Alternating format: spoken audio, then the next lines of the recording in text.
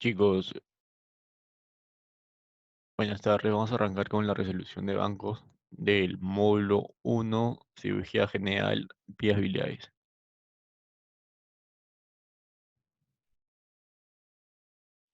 La primera pregunta dice, los cálculos más frecuentes en la litiasis vesicular, ¿cuáles son? Lo habíamos comentado en la clase. Recordar que los cálculos más frecuentes, como podemos observar acá en el gráfico, son los mixtos a predominio de colesterol. Te pueden colocar en el caso clínico colesterol puro, pigmentarios, incluso marrones, ¿no? O de oxalato cálcico. Entonces, en las alternativas, empiezo a descartar, recordar que los pigmentarios son mucho más frecuentes en los pacientes con anemia hemolítica, ¿no? Por otro lado, los cálculos de oxalato cálcico no son tan frecuentes. O sea, estarán en el menor porcentaje, en menos del 5%.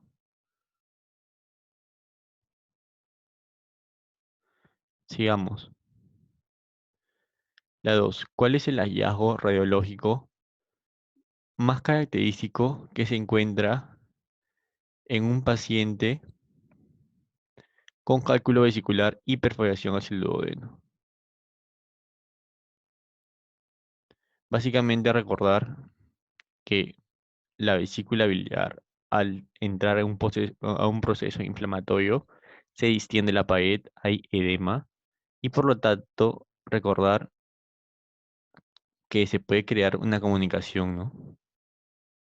Una comunicación con el duodeno. Pero en este caso me preguntan respecto al hilio biliar. El hilio biliar básicamente es una obstrucción mecánica de la luz intestinal a nivel de la segunda porción del duodeno. Y lo que se puede apreciar en la imagen es la aerobilia. Quiere decir esto de que hay aire a nivel de la vía biliar, como se puede observar a ese nivel. Es el patrón típico que te pueden preguntar en un caso clínico, ¿no? No olvidar eso. Entonces, en el caso clínico me dice, la letra A, calcificación en la vesícula biliar. No. La letra B, aire en el árbol biliar o aerobilia. Es típico del hilo biliar. La C, evidencia de microorganismos formadores. No vas a ver microorganismos en una radiografía, ¿no? Obviamente. Aparición de asa centinela duodenal.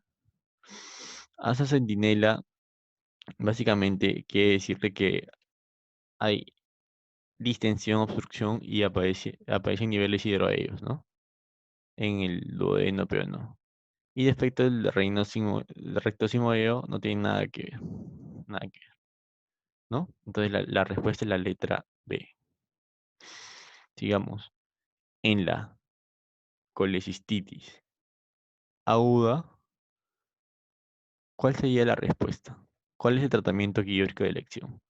Lo habíamos comentado. El tratamiento quirúrgico de elección es la colecistectomía laparoscópica, ¿no? Habían dos técnicas que comentamos, la técnica francesa y la técnica americana, siendo la francesa más usada en el Perú, ¿no? Y habíamos recordado que iba desde, lo ideal es que la disección sea desde el ilio hasta la base, ¿no? Entonces una colecistotomía, no, porque eso solo es apertura de cavidad, ¿no? Colecistectomía convencional, es decir, la cirugía abierta que quedó ya más en desuso, tampoco. Colecistectomía laparoscópica, sí. Colecistotomía diferida, ¿no? Y CEPRE, no tiene nada que ver. CEPRE, abordaje diagnóstico y terapéutico, básicamente, terapéutico de la coledocolitiasis. Y también me sirve en la CEPRE, ¿no? Respuesta letra C. Esa es una imagen, ¿no? Lo que les había comentado, abordar desde el ilio hasta, ¿dónde? Hasta la base. y se realiza la incisión, ¿no? Ya, sigamos. En la coleocolitiasis residual, el método diagnóstico de elección, o más preciso, sería recordar de que un 30% de pacientes me puede llegar a hacer una coleocolitiasis residual después de una colestectomía, ¿no? Aquí sería una papilotomía a nivel de la segunda porción del duodeno, que quiere decir una relajación a ese nivel y se inyecta contraste, ¿no? Porque es la colangiografía colangiografía pancreática retrógrada endoscópica, ¿no? Que básicamente se inyecta contraste, me dibuja las vías biliares y se procede también a abordaje terapéutico, a retirar el cálculo, ¿no? La ecografía no me va a servir para una coleocolitis residual en cuanto al diagnóstico, ¿no? O sea, me puede localizar el cálculo, pero más de ello no. Radiografía de abdomen, no. Más que todo para niveles hidroides. Gamografía, los vasos, ¿para qué me van a servir en la coleocolitiasis? Ecografía, como ya lo habíamos comentado, la respuesta correcta es la CEPRE, ¿no? El abordaje dice el método diagnóstico más preciso sería la CEPRE.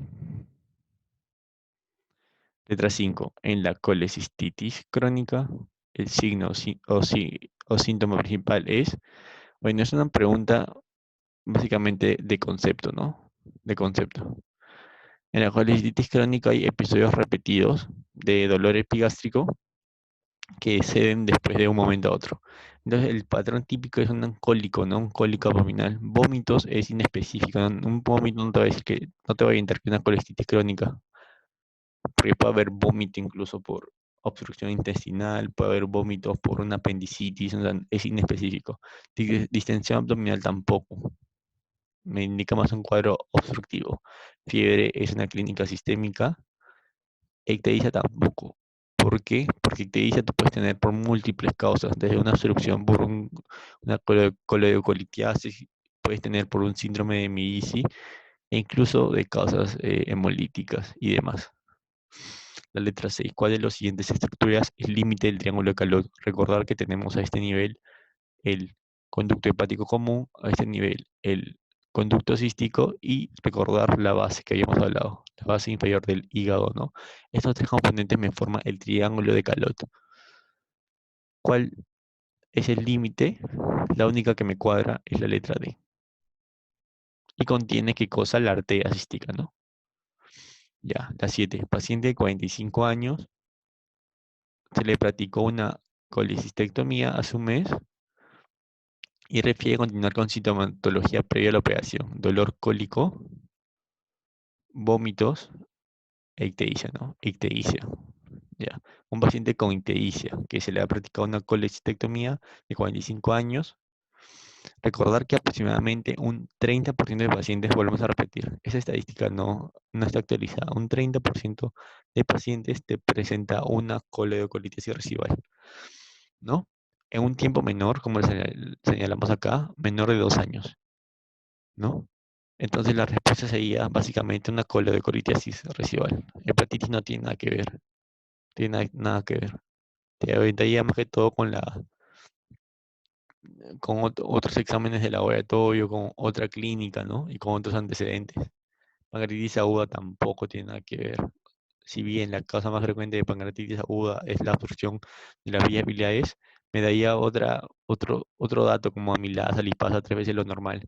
Úlcera péptica tampoco. ¿Por qué? Porque no me dice nada de que ha estado tomando AINES o que le han hecho un examen para el Helicobacter pylori y mucho menos me dice ingesta de tabaco, alcohol, ningún factor de riesgo. Y me dice tampoco, ¿no? Ya la 8. Mujer de 60 años con dolor abdominal tipo cólico en hipocondrio de hecho con ictericia. Ecografía muestra esto, litiasis, perdón, muestra litiasis, muestra litiasis vesicular.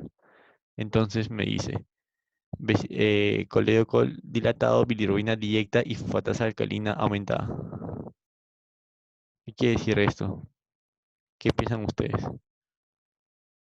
¿Qué quiere decir básicamente de que hay un patrón colestásico, ¿no? Esas son las pruebas colestásicas son tres: bilirrubina directa, fosfatasa alcalina y gamma glutamil transproteasa, GGT. Entonces, en el contexto de una paciente con litiasis vesicular y coledoco dilatado, ¿qué quiere decir? De que se ha impactado un cálculo, ¿no? Por eso la dilatación. ¿Cuál es la conducta inicial más terapéutica? Colelap, ¿no? Porque no soluciona retirando la vesícula. Con la resonancia, el examen más preciso sí, pero acá te están hablando del abordaje. TAC abdominal con contraste no me servía. Observación no, la respuesta es la E, siempre.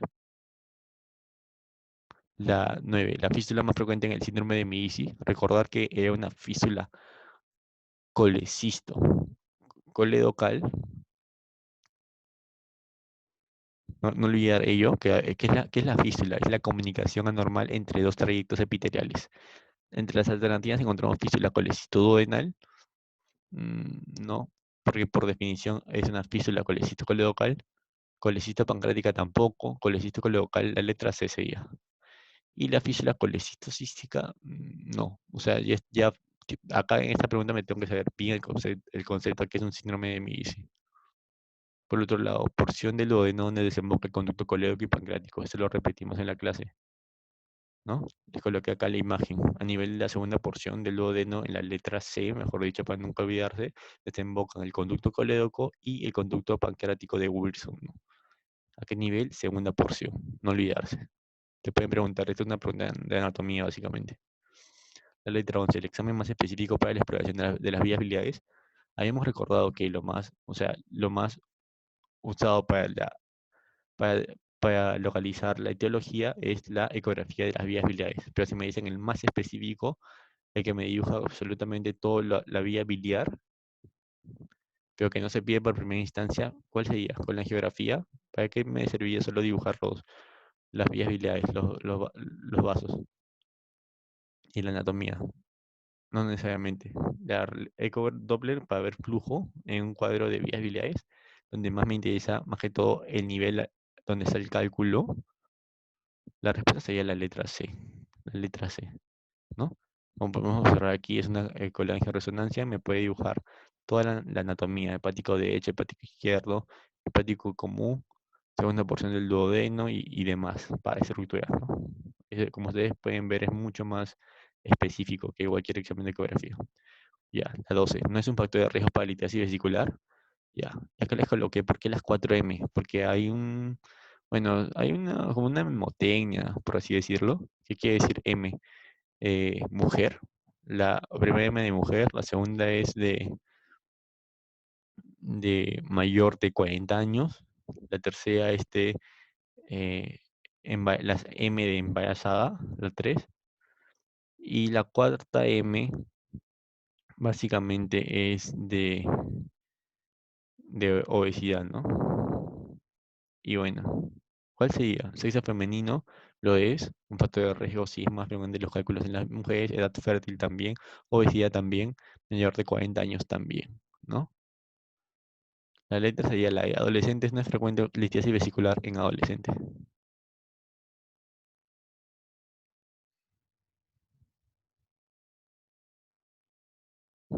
Ya.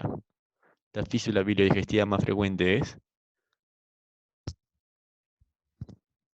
recordar que al haber un cuadro inflamatorio de la vesícula se distiende y crea una comunicación, ¿no? Con la parte más próxima, en este caso el duodeno, ¿no? Y puede crear una comunicación anormal en cuanto al trayecto. Y puede crearse la fístula bilio, perdón, colecisto duodenal. Es la fístula biliodigestiva más frecuente, ¿no? Para este cuadro tendrían que haber pasado muchas horas de evolución. Letra D. Cada 14 es una pregunta repetida, triángulo de Calot formado, ya habíamos dicho la estructura, les coloqué el gráfico igual para que no lo olviden. Conducto hepático común, conducto cístico por lo inferior del hígado. Letra D, la correcta. Al grano, ya lo hemos desarrollado. La 15 es el signo de apendicitis en el que se presiona la fosa ilíaca izquierda, como podemos observar aquí, y ocurre dolor en fosa ilíaca derecha. ¿Qué quiere decir esto? El signo de Robson, ¿no? ¿No? Que indica apendicitis aguda. Es un signo de irritación peritoneal. Murphy es de colecistitis, McBurney es en el tercio externo, entre una línea imaginaria entre el ombligo y la espina ilíaca dedo posterior. Psoas tampoco lo vamos a ver en la clase de apendicitis. Es elevación básicamente de la pierna a cierto nivel y se produce una irritación. Rebote tampoco. Robson sí. Letra E. La 16. En mujeres jóvenes con cuadro clínico de dolor abdominal en ilíaca derecha, fiebre, ¿cuál debe ser la técnica de imagen inicial? Recordar que al ser una mujer en edad fértil, no se le recomienda realizar una tomografía por más que sea el gol estándar, ¿no? Por el riesgo de irradiación. Bueno, una mujer en edad joven también puede descartar otras patologías, ¿no? Tal vez tiene una masa anexial, tiene una rotura de folículo o incluso una localización de un embarazo, ¿no? Ectópico. Entonces, lo ideal sería una ecografía, ¿no? Que en caso de apendicitis también te permite ver edema de la mucosa, líquido en cavidad. Entonces, ¿cuál debe ser la técnica inicial de una mujer en edad joven? La letra B. La TAC, ya le explicamos por qué no, menos con contraste. La radiografía simple de abdomen, básicamente aquí en cirugía me sirve para ver niveles hidroaéreos, obstrucción. No te dice eso. La letra es la letra B. 17. La localización más frecuente de los falsos divertículos del colon son, básicamente los divertículos se ubican a nivel del lado izquierdo del colon descendente, pero sobre todo en el sigmoide, no en la porción final. Recordar ello. Aproximadamente más del 70%, 65-70% de los divertículos. No olvidar ello, ¿no? Ese es un tema más que todo de concepto. Respuesta letra D. 18. En la etiopatogenia de la colecistitis agua litiásica, el proceso del evento se inicia con, si se impacta un cálculo vesicular a nivel de la bolsa de Harman, va a haber una distensión, ¿no? De la vesícula, va a haber isquemia y va a activar una serie, un patrón inflamatorio intraluminal, ¿no? Pero porque esto porque se da por la obstrucción del cálculo, ¿no? Porque algo me dice litiásica. Reflujo de juego pancreático no tiene nada que ver, gangrena tampoco, edema es una consecuencia, pero no es lo inicial. Letra E, obstrucción del conducto cístico. La 19, la coledogitis aguda supurativa con compromiso sistémico. ¿Cuál es la conducta inmediata? Recordar de la pentada de Reynolds, ¿no? Que lo hemos visto en la clase de colangitis. Básicamente, el abordaje me dice colecistectomía más antibiótico terapia para que una colecistectomía, si básicamente es la infección aguda, ¿no? Un antibiótico terapia está bien, pero en cuanto al manejo inmediato, la CEPRE sería lo más indicado, ¿no? La CEPRE sí o sí.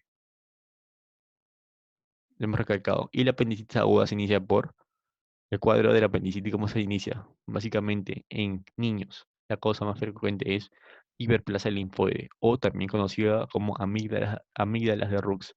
En el adulto, ¿cuál era? Por fecalitos, ¿no? Básicamente recordar eso en cuanto al grupo de tallo. De tallo.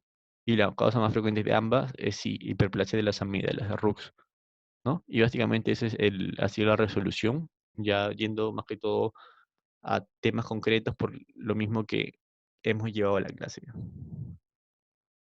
Chicos, gracias. Gracias. Gracias.